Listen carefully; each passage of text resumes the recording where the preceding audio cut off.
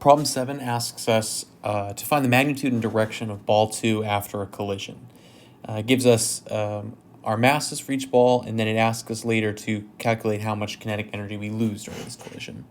So this is our first conservation of momentum problem. So we should just first go over our conservation of momentum. Just basically means the momentum, which is mass times the velocity of a system, equals the mass times the velocity of the system at the end. And that's pretty much all you use for these kind of problems. When you have a problem that has multi-directions like this one does, you will have to calculate the momentum in the x direction and the momentum in the y direction. And then you can find vectors by using both of those numbers. So first off, we should pick a direction that we want to start with. So I'm going to start in the x direction. So looking at the system where this is system initial and this is system final, in the x direction we have the mass of block 1 times the velocity initial x plus mass of block 2 times the velocity initial x is going to equal the mass of block 1 velocity final x plus mass of block 2 velocity final in the x direction. So first things that we can simplify here is that the initial velocity of block 2 in both directions is 0. And we are looking for this component right here. And we know this component is going to be some sort of trigonometric function. If we want to draw our vectors over here, this is 1 meters per second that block 1 is going in the after situation. So we need to find this component along this bottom space right here. So we know that this is 45 degrees, and we know that cosine of 45 equals adjacent over hypotenuse. So our adjacent side, or the velocity final of block 1 in the x direction, is equal to cosine of 45 times hypotenuse, which in this situation is just 1.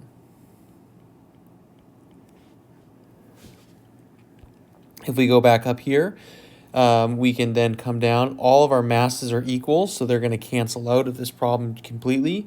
So we know that velocity initial in the x direction of block 1, which is equal to 2 meters per second, is equal to the final velocity in the x direction of block 1, which is cosine of 45 plus the final velocity of block 2 in the x direction. And I should add these annotations up here. This is block 1, this is block 2, this is block 1, and this is block 2.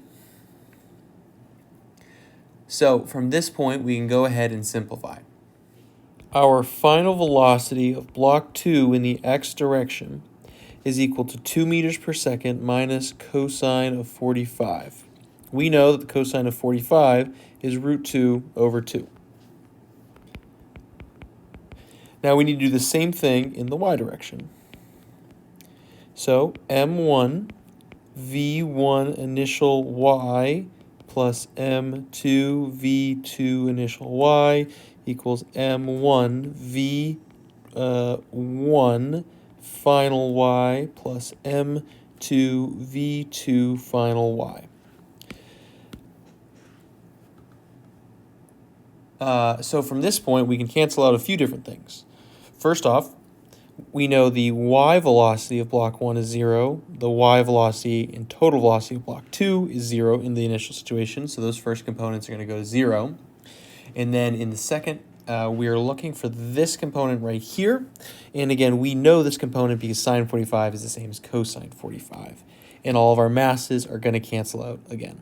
So we have 0 equals sine 45 plus v2 Fy. So we know our final velocity in the y direction for block 2 is going to equal negative sine 45 or negative root 2 over 2. So now we know the directional velocities of our second puck after the collision. So from this point on, we just need to solve for first their direction, which is just going to be Pythagorean theorem.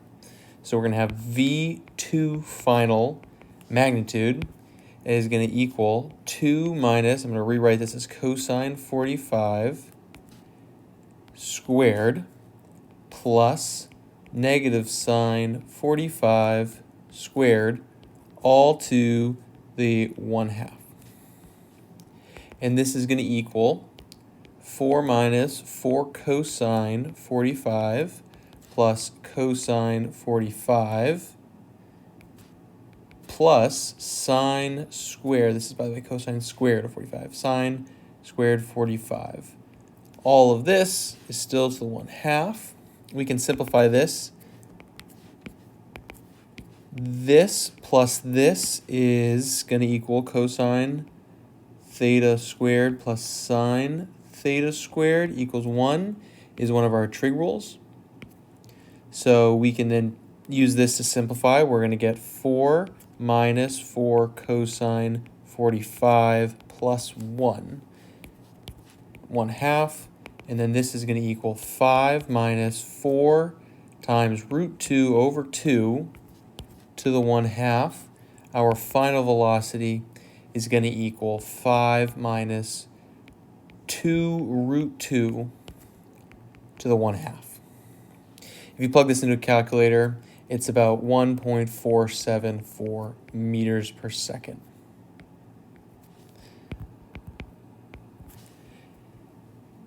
And that makes sense because if your initial block was going 2 meters per second, the total speed of the first block is less than that, and therefore the second block also has to be some speed less than 2 meters per second. You can't have the second puck going faster than the original puck. So this is our final speed, but we still need to find the angle at which it's going.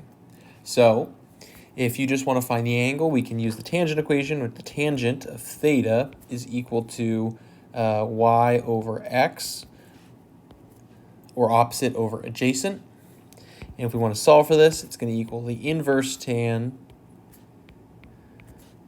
of negative sine 45 over 2 minus cosine 45. If you go ahead and plug that into a calculator, you're going to get 28.68 degrees. And this is the complete answer for part A.